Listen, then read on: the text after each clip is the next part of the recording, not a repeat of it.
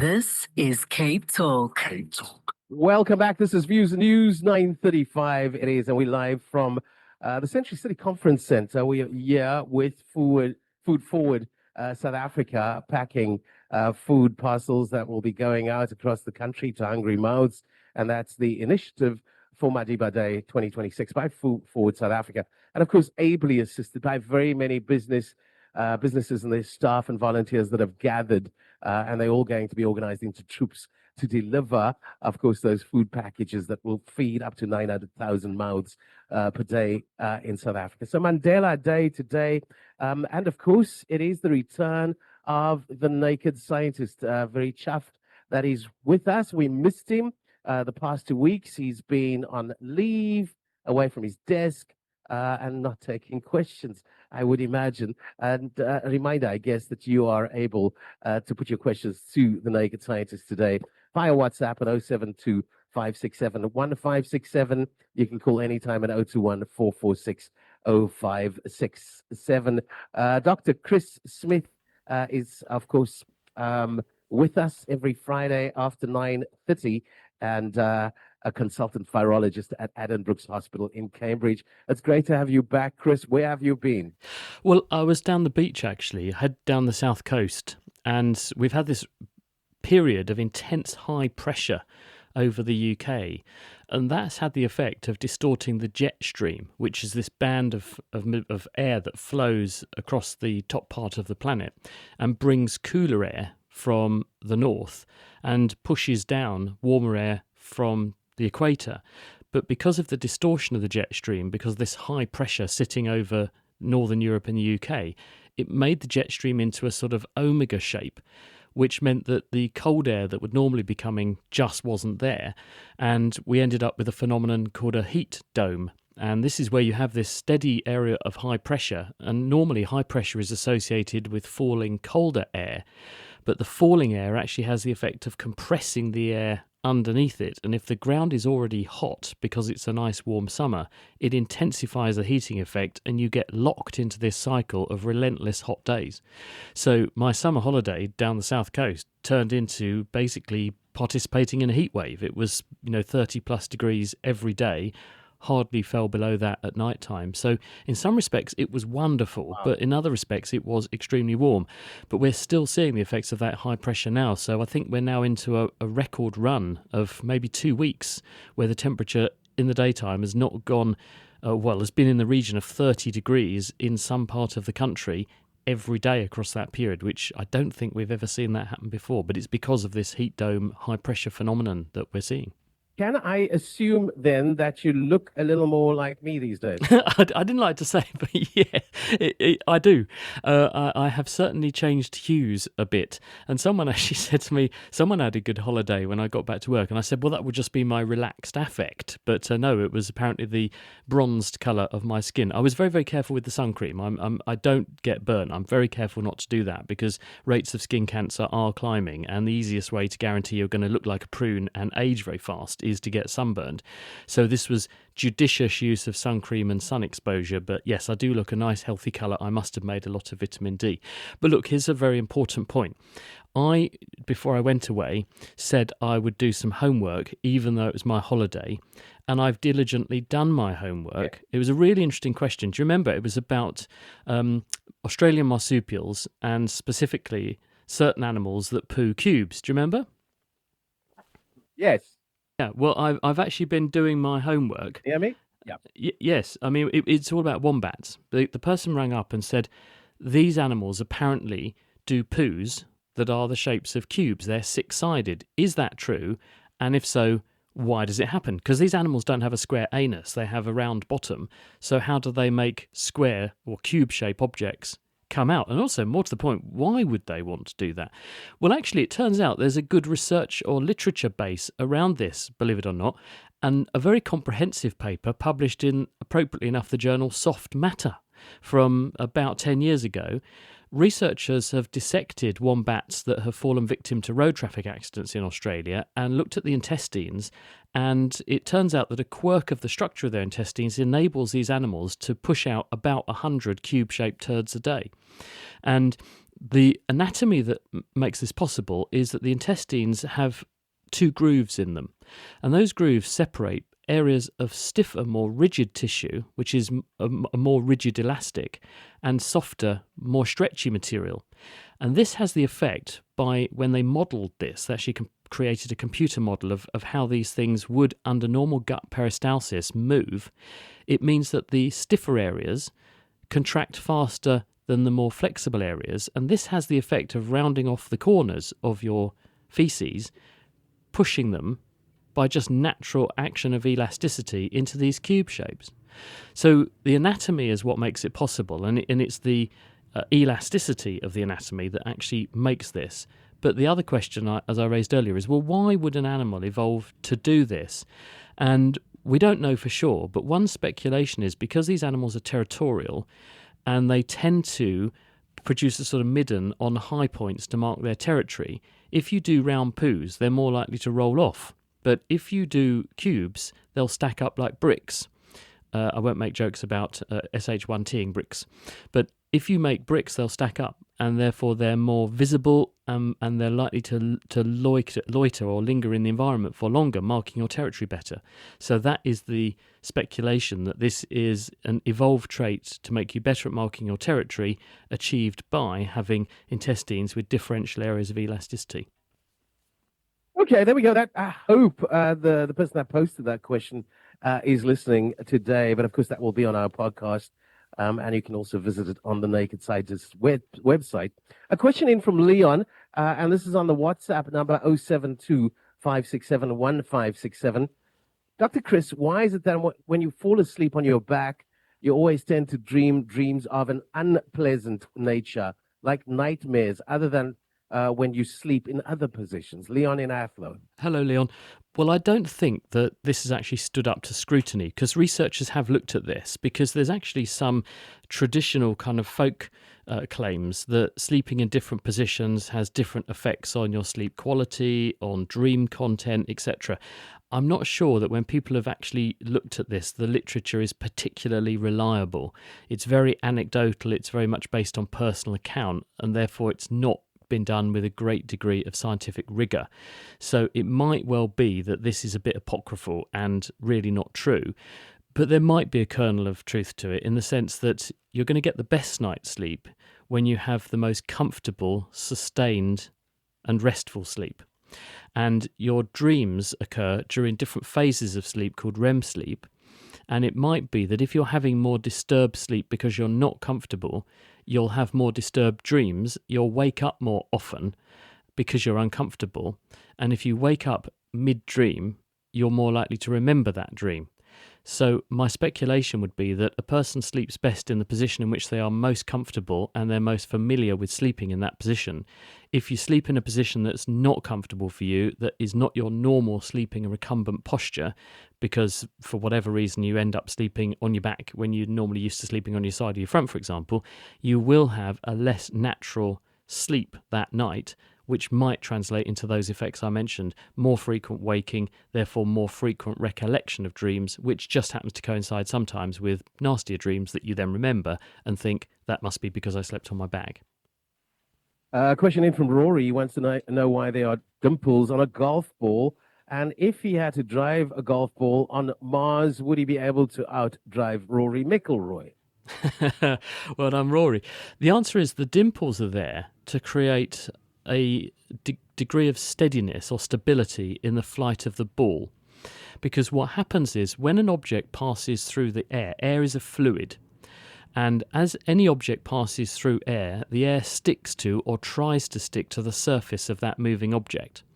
And when the object is, say, a ball with a curved surface, there is a phenomenon called the Coanda effect, which glues or pulls the fluid onto the curved surface. You can demonstrate this for yourself, actually. If you run a tap with a very small, slow stream and hold a spoon in the stream, you'll see that the water follows a path round the curvature of the spoon, and when it comes off the edge of the spoon, it will carry on going in the direction of the curvature of the spoon. That is the Coanda effect. The same is happening with a ball. Now, when it goes very fast through the air can't stick to the surface, so this doesn't happen. But as the ball begins to slow down, air the fluid, does stick to the surface. And if it sticks to the surface asymmetrically, it will pull the ball off course. Now, you can use this to your own advantage. We've been watching the World Cup, unfortunately for us, of course, and you'll see players do these amazing kicks where they seem to be going in one direction and then suddenly change direction and curve off. This is this same phenomenon. When the ball starts to move slowly enough for air to stick to the surface of the ball, if the ball is spinning, then the air sticks more and for longer to one side compared to the other, which has the effect of pulling on the air, so the air pulls back on the ball and it deflects it. Now, on a golf ball, the same effect is going to happen. As your ball whizzes through the air, initially it's going so fast the air can't stick to the surface, therefore there's no net effect. But as the ball begins to slow down, any asymmetry will cause the air to stick more to one part of the ball than the other, which could pull it off course. Those dimples create eddies or whirlpools in air over the ball surface, and you get lots of little eddies all over the surface of the ball, and this has a steadying effect which stops the ball going off course and keeps it on target. That's what they say. I'm terrible at golf, and I could basically fail to hit a golf ball full stop, let alone hit it in a straight line, eddies or no eddies. The question about Mars: on Mars you should be able to hit the golf ball a lot further. And the reason you should be able to outdrive Rory McIlroy on Mars is that the atmosphere is a fraction of what we have on Earth. The thing that slows down a moving ball on Mars will be interaction and friction with the atmosphere. Therefore, if there's less atmosphere, there's less frictional slowing on the ball, so the ball would stay in flight for longer, and Mars is a smaller planet than the Earth. Therefore, the gravity force pulling the ball down is less, a bit like on the moon, and therefore you wouldn't have to hit the ball as hard to overcome gravity, therefore it would remain airborne for longer for that reason too. So there's a double effect there on Mars. Yes, you should be able to well and truly outdrive Rory McIlroy if you were playing on Mars and he was playing on Earth. Hi, Dr. Smith. When it comes to penalties at the World Cup, is there any research you know of about predictions who could win a penalty shootout? That's from Mark. Oh yeah, there's a massive data on this now. And in fact, we did a story on The Naked Scientist just before the World Cup kicked off with a researcher who's now using AI and has fed in lots and lots of data over 10 years plus, because we've got really fine-grained data now, not just on penalties, but on play, for live match play, because the software that we've now got is analysing the position twice a second of every player on the pitch and the ball. So you can match up who's going where, how they're interacting with each other, where the ball is going and what the outcomes are. You can use this to force feed AI systems and train them, and they have a system that they now say is extremely accurate at predicting, if you have a certain lineup of players, how they're going to perform.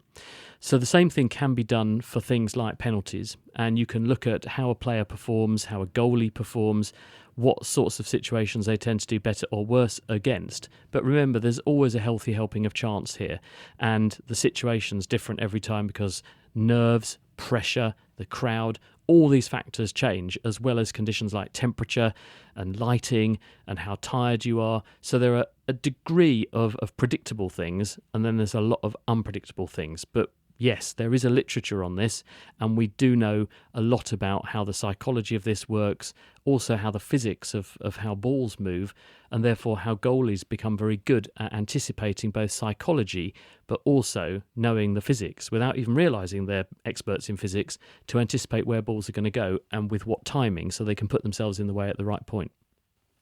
Okay, then we've had this question before, but I think there's a lot of word out there, and not all words should be taken with the same weight. So let's put it to Dr. Smith again. The use of statins, pros and cons for high cholesterol. Thank you. And that one from Maritha. Hello. Well, statins are drugs which suppress the action of an enzyme called HMG-CoA reductase, which is your body's enzyme that makes cholesterol. Because a lot of people think, if I've got high cholesterol, I need to eat less cholesterol, then I'll have low cholesterol. No, that's not true. You make your own cholesterol, and if you eat less of it, you'll just make more of it. The biggest determinant of blood cholesterol levels is actually how much saturated fat that you eat in your diet, because you release cholesterol in bile, which is coming from your liver, stored in your gallbladder, to emulsify fats in your diet to help you absorb the fat. And so if you mobilize more bile to absorb more fat, you'll end up with more cholesterol, which is in the bile, in your bloodstream. If you have high cholesterol, you are particularly of a form called LDL, low density lipoprotein cholesterol, as opposed to HDL, high density lipoprotein or good cholesterol. If you have more LDL, then you are at higher risk of arterial disease, because we know that as we age, the cholesterol in your bloodstream can migrate into the walls of blood vessels, especially muscular arteries, and it forms a deposit in the wall called atheroma, which narrows the lumen, or the hole through the middle of the blood vessel, and therefore can restrict blood flow. We know that people who have higher levels of LDL cholesterol have this happening faster, to a greater extent, and are therefore at greater risk of vascular disease, including things like stroke and heart attacks, especially when coupled with other risk factors like smoking, poor diet, low level of exercise, family history. So if you are at higher risk, and there are lots of risk calculators that doctors can use to take various factors into account to work out whether you are at high risk or not, high blood pressure, etc., then you can go on a statin. Statins inhibit the enzyme that makes cholesterol. This reduces the level of cholesterol that you can make, which reduces the amount of cholesterol in the bloodstream, which reduces your risk correspondingly of furring up your blood vessels. There are some claims that these have side effects. All drugs have side effects, but some people claim that these statins cause aches and pains. When people have subjected this to proper scientific scrutiny, it turns out this is probably what we call a nocebo effect. Because people have heard other people say, I took statins, I got aches and pains, they then tend to be more likely than not to report aches and pains themselves. But when people have done a study where they've given people a statin or a phony statin, a placebo, they actually found that the effect went away. There was no evidence that people got more aches and pains on statins. There was also a claim that statins might be linked to a higher risk of dementia, because we use cholesterol in our nerve cell membranes to stabilize connections between nerve cells, and therefore they might be, if you lower cholesterol levels, linked to memory loss. There's no compelling evidence for that either, and in fact the flip side of the coin is that if you damage the blood supply to your brain, you're much more likely to have a brain problem if you have unhealthy arteries because of high cholesterol than any idea that statins might affect brain function. So at the moment, they largely look like a safe and sensible option, especially for people at high risk of heart and arterial disease. It's 9:53. We have with us the Naked Scientist. If we manage to perfectly clone a 2,000-year-old redwood tree from a single leaf cutting, is the new sapling genetically 0 years old, or does it carry the cellular aging of a 2,000-year-old tree? Are we planting a baby or a tiny ancient senior citizen? That's an interesting question. Yeah, it will genetically be a 2,000-year-old plant, as in if you compare the genetics of a plant today with the genetics of a plant 2,000 years ago, it will be clearly different. But plants repair their DNA, they're very good at maintaining their DNA, and therefore, although you will have cloned something from something that is old, as long as there weren't show-stopping, damaging mutations in there, which have accrued over the 2,000 years that the thing has not been growing, then it should be absolutely fine. Good evidence for this. Sarah Salon, who's a scientist in Israel, and I've known her now because I first interviewed her about 20 years ago when she published an amazing paper. She has been going to various museum storage depots and things where people have excavated things in the Middle East, and has found a number of old seeds and stones from fruits which were deposited in archaeological digs dating back thousands of years. And she persuaded the curators of some of these collections to give her some of these seeds, which she was able to germinate. And she has since done this not once but several times with date palms, and she now has dates and other trees. Actually, she's grown another one now, and she gives them names. But she's got them growing, and she's done the genetics on these trees and can compare them with modern-day counterparts, and she can show that they are genuinely thousands of years old genetically compared to the ones that are growing today, which is extraordinary to be able to do that. So the seed packages up its DNA and preserves it very, very well, so it doesn't have a problem with long-term storage. A cutting, as long as it's been well stored, you might get away with that, but the DNA may degrade in the meantime. So it's not a straightforward question to answer, this one. Let's throw this one in, another football-related question and a follow-up question to the penalty question. What does the data say about power over placement in a penalty shootout? Freddie in Sea Point. Well, I don't know what the data say because I've not looked into that, but intuitively, there are a couple of things to consider.